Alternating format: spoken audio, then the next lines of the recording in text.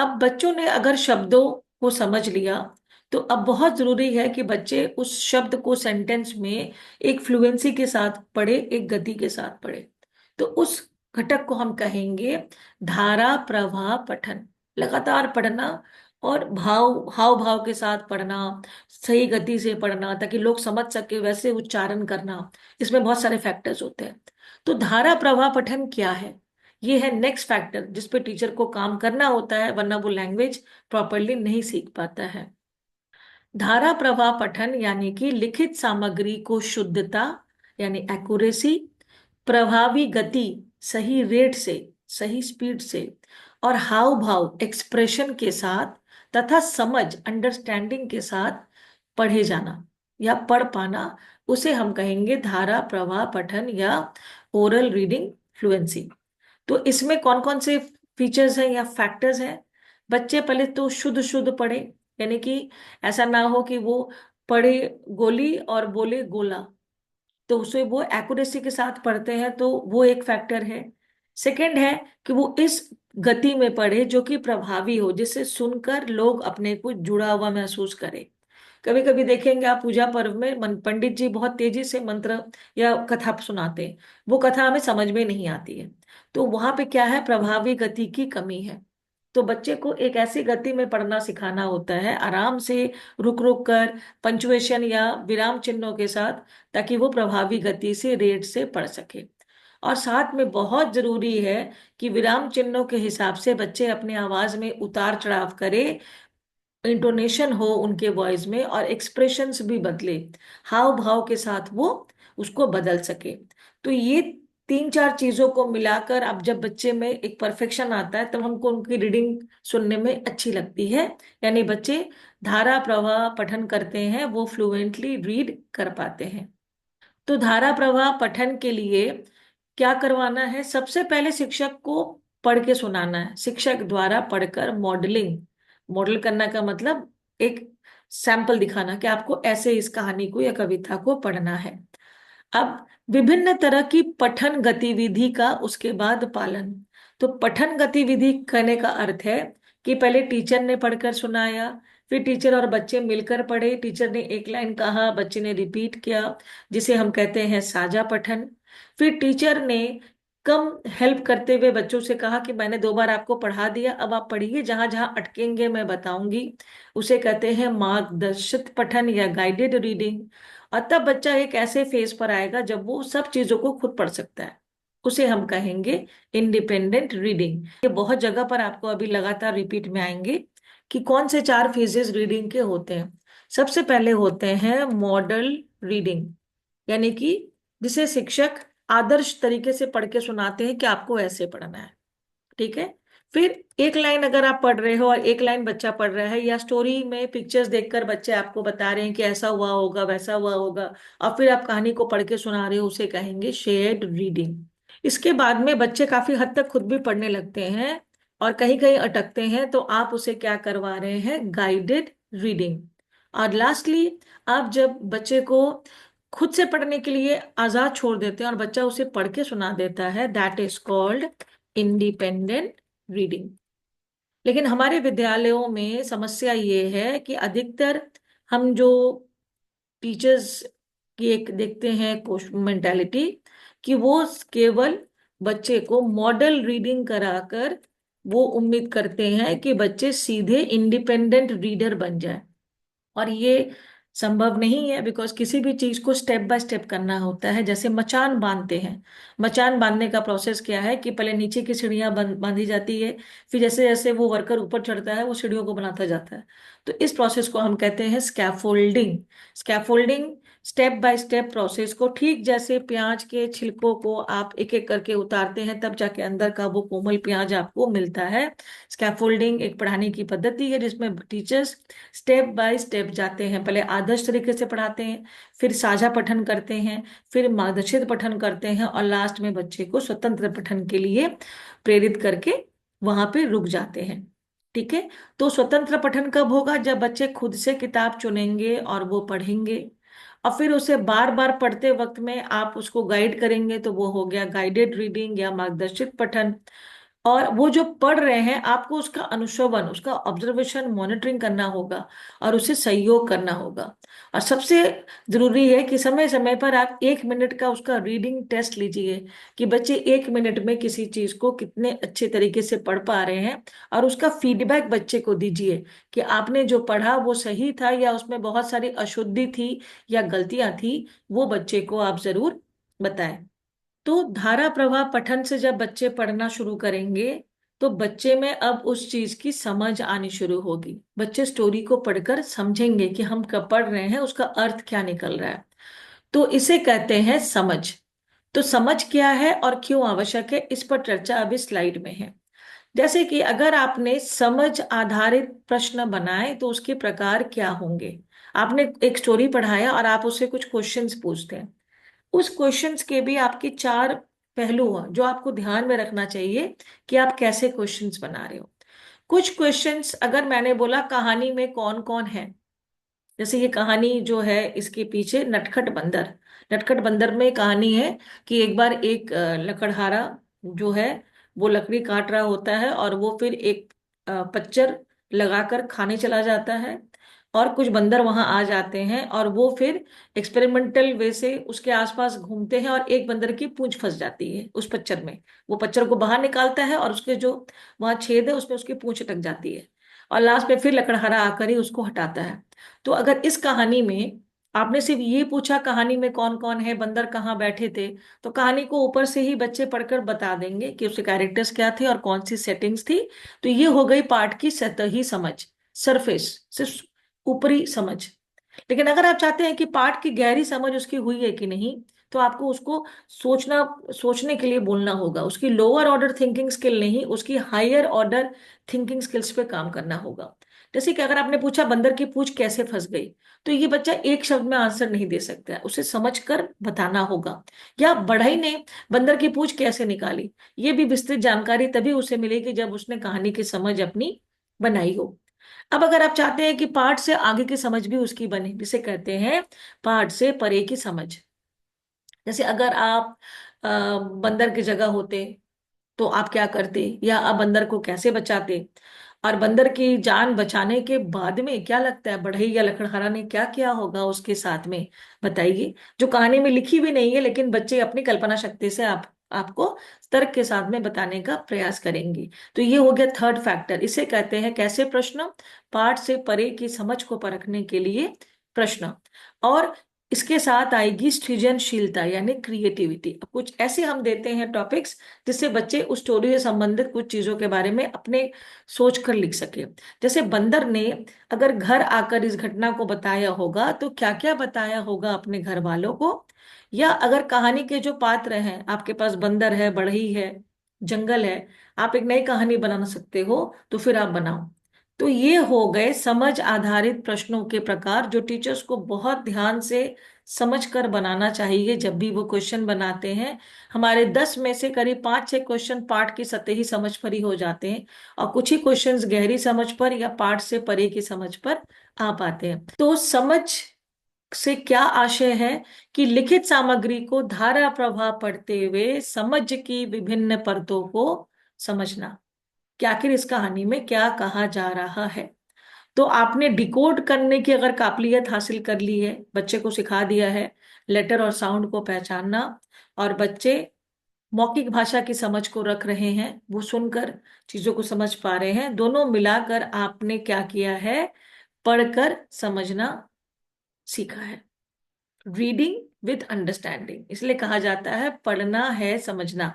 अगर आपने बिना समझे पढ़ा है तो हम उसे पढ़ना नहीं कहेंगे।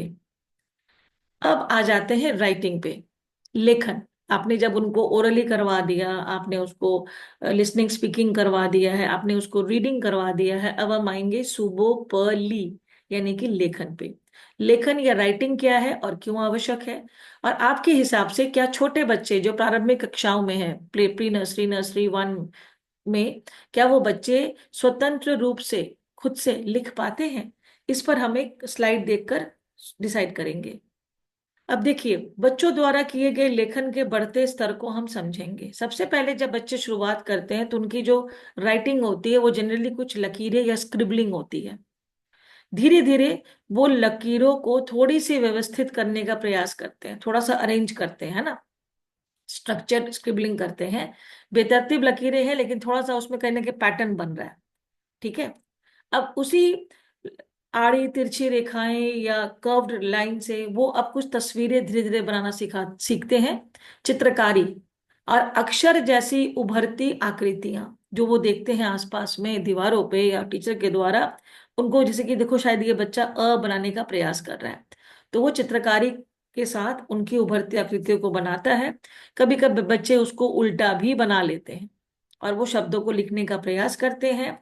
और धीरे धीरे ये परंपरागत अक्षर कुछ बनावटी शब्द बन जाते हैं। इसके हिसाब से वो कुछ एक्सप्लेन करना चाह रहा है कि सूरज है या घर है या ये बच्चा है। और फिर वो परंपरागत शब्द जो उसके किताबों में है या टीचर बताती हैं, उनको मिला मिला कर लिखते हैं। जैसे प उसने पहचान लिया, ड़ पहचान लिया, तो वो कहता है पढ़, जबकि वो लिखना चाह रहा होगा ढ के नीचे बिंदी पढ़, लेकिन उसने सुनकर कोशिश की है उसको लिखने की। तो चिड़िया उसने सुना लेकिन लिखते वक्त में उसे मात्रा ज्ञान नहीं है, तो वो च ड़ य मिलाकर लिख दे रहा है। ये हो गया बच्चों के लेखन का, जिसे हम कहते हैं इमर्जेंट राइटिंग या उभरता लेखन।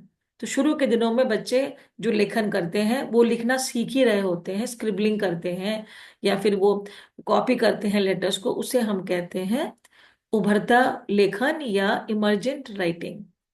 तो लेखन का मुख्य उद्देश्य क्या है? लेखन का मतलब ये नहीं है कि आपने उन्हें 10 अक्षर लिखने के लिए दिया है और बच्चे ने कॉपी कर लिया है।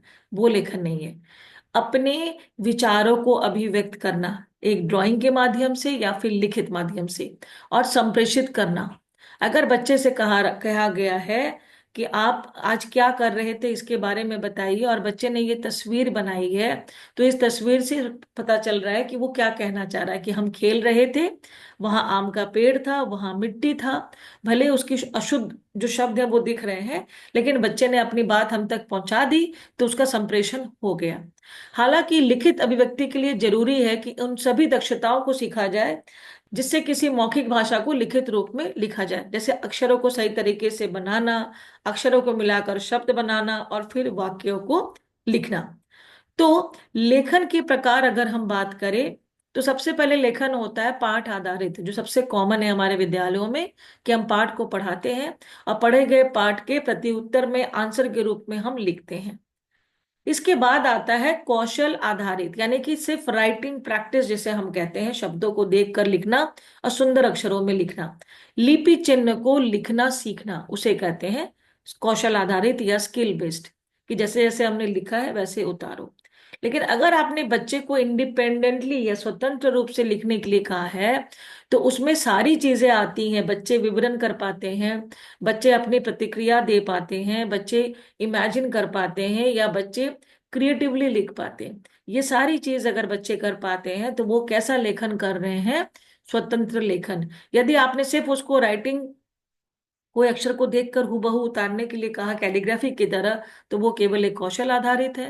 और अगर आपने जैसे कि नटखट बंदर पाठ पढ़ाया और बच्चे से कहा कि आप इसके आधार पर आंसर दीजिए, तो वो हो गया पाठ आधारित लेखन।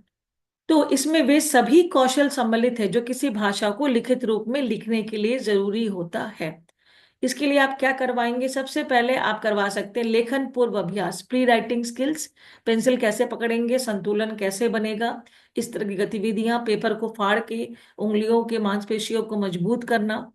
फिर हम उन्हें वर्ण ज्ञान, अल्फाबेट रिकग्निशन वाली गतिविधियां कराएंगे ताकि वो अक्षर पहचाने, फिर मात्राओं को पहचाने, जो उसके वर्ड्स हैं उनको पहचाने, शब्द बनाना सीखे, सेंटेंस बनाना सीखे। और उसी का एक स्टेप अहेड होता है श्रुति लेखन, सुनकर लिखना, डिक्टेशन। वो सुनकर सही सही लिखने की दक्षता हासिल करे, ये भी आवश्यक है लेखन को कंप्लीट करने के लिए। तो ये जितने भी चीजें हमने अभी देखी वो हो गए आपके कौशल आधारित लेखन। अब हम आ जाते हैं एक ऐसे पार्ट पे जहां है पढ़ने की संस्कृति का विकास करना, कि आखिर बच्चे लिखना तभी सीखेंगे जब उनको पढ़ने के प्रति रुचि होगी। तो आखिर कैसे पढ़ने की संस्कृति का विकास हो, कल्चर ऑफ रीडिंग कैसे डेवलप हो, कैसे बच्चे इंक्लाइंड हो टूवर्ड्स रीडिंग, उनका झुकाव हो, ये हम इस पर एक चर्चा करते हैं शॉर्ट में। एक रिसर्च बताता है कि बच्चों को यदि खुद से किताब चुनने और पढ़ने की आजादी दी जाए तो बच्चों की शब्द भंडार या वोकैबुलरी अधिक बृहद होती है। तो लाइब्रेरी में या चाइल्ड लिटरेचर में बच्चों को पुस्तकालय में लाइब्रेरी में ले जाकर अगर हम जोर से पढ़ने की आदत डलवाएं, या दो बच्चे एक साथ बैठ के साझा पठन कर रहे हैं, जोड़ियों में पठन कर रहे हैं, स्वतंत्र पठन कर रहे हैं, या कोई चीज को खोज कर पढ़ रहे हैं, तो ये सारी चीजें कहीं ना कहीं उनकी बेहतर समझ को बनाने में मदद करता है। और साथ ही साथ अगर वो समुदाय में है, अपने घर पर भी अपने माता पिता को अखबार पढ़ते या कागज पढ़ते देखते हैं और घरेलू चित्र पठन वगैरह करते हैं, तो वो उसकी चर्चा फिर स्कूल में होती है, तो उससे भी बच्चे सीखते हैं। और ये बहुत महत्वपूर्ण है कि बच्चे को स्कूल में और घर में अलग अलग चीजों को पढ़ने के लिए प्रेरित किया जाए। अगर वो एक लेस का पैकेट भी लेकर आता है तो लेस के पैकेट पे क्या क्या लिखा हुआ है जानकारी वो पढ़ने के लिए उसको प्रेरित कीजिए। लेस का नाम के अलावा एक्सपायरी डेट क्या है, या किन चीजों से बना है, या फिर किस शहर में छपा है, इन सब चीजों को लेबल रीडिंग करना भी कहीं ना कहीं उसके अंडरस्टैंडिंग को मजबूत करेगी। अब विद्यालय में आप कैसे इसको प्रेरित करेंगे, तो आपको बच्चों में एक प्रिंट एनवायरनमेंट में प्रिंट कंसेप्ट देना होगा कि किसी भी चीज को अगर आपने चित्र के रूप में देखा है, वो चीज का एक नाम होता है और वो नाम जहाँ छप जाती है उसे हम कहते हैं प्रिंट। तो आपको अपने विद्यालय में ऐसी सामग्रियों को दीवार पे रखना होगा, डिस्प्ले करके या टेबल्स पे बुक्स के रूप में, वर्कबुक के रूप में, कि बच्चे कहीं ना कहीं उस वातावरण में उन चीजों से संपर्क में आए, चाहे वो स्टोरीज हो या पोएम्स हो या बच्चों के द्वारा ही बनाए गए पिक्चर्स हो, वो देखकर उसके बारे में जानकारी दे। और बच्चे को चित्र और लिखित सामग्री के बीच में एक कनेक्शन मिले कि अच्छा मैम जब संडे मंडे बोलती है दीवार पे उस चित्र की ओर इशारा करती है, यानी कि वो संडे का लिखित रूप है, वो प्रिंट छपा हुआ रूप है। और बच्चे जितना इससे परिचित होंगे उतना ही उसकी नकल करके वो लिखना शुरू करेंगे। तो पढ़ना और लिखना दोनों ही तभी हो पाएगा जब आप एक कमरे में जितना मैक्सिमम लिखित सामग्री या प्रिंट है बच्चों के सामने ला सके। तो ये हो गए आपके भाषा के मुख्य घटक, चाहे हिंदी हो या इंग्लिश हो या कोई भी भाषा हो। ये 4 ब्लॉक अप्रोच बहुत पॉपुलर अभी अप्रोच बना हुआ है। कैरोलिना यूनिवर्सिटी के कुछ प्रोफेसर्स ने मिलकर इसको बताया कि जिस तरह से अगर मैंने आपको एक दिन चावल खिला दिया, एक दिन दाल खिलाया, एक दिन सब्जी और एक दिन चटनी, वो 4 दिन के बाद आपको पूछा जाए कि आपको भोजन कैसा लगा, तो आप काफी कंफ्यूज हो जाओगे। ठीक वैसे यदि एक दिन बच्चे को सिर्फ ओरली करवाया जाए, एक दिन सिर्फ वर्ड बिल्डिंग, एक दिन से पढ़ाया जाए, एक दिन लिखाया जाए, तो बच्चे पूरी समझ को नहीं बनाते। तो हर दिन हमें लेसन प्लानिंग ऐसी करनी चाहिए कि कुछ ओरल लैंग्वेज की बातें हो, फिर बच्चे कुछ नया वर्ड्स भी सीखे, बच्चे कुछ पढ़कर भी आपके साथ शेयर करें, और फिर वो उससे लिखना भी सीखे। तो उम्मीद है कि आप लोग इस चीज की समझ के साथ अपने क्लास में भी ये सभी फैक्टर्स को यूज करोगे, ओरल लैंग्वेज डेवलप करवाओगे बच्चों की, बच्चों को फोनोलॉजिकल अवेयरनेस या जो जागरूकता होती है ध्वनि के प्रति वो आप बढ़ाने में हेल्प करोगे एक्टिविटीज के साथ, डिकोडिंग करवाओगे, बच्चे को रीडिंग विथ फ्लुएंसी सिखाओगे या वर्ड बिल्डिंग करवाओगे, या प्रिंट रिच जो एनवायरनमेंट है उसके प्रिंट कंसेप्ट को दोगे, तभी इन और राइटिंग सिखाओगे। तो इन सभी फैक्टर्स या कंपोनेंट्स के साथ ही बच्चे किसी भाषा की पूरी समझ जो है वो पा सकते हैं। Thank you.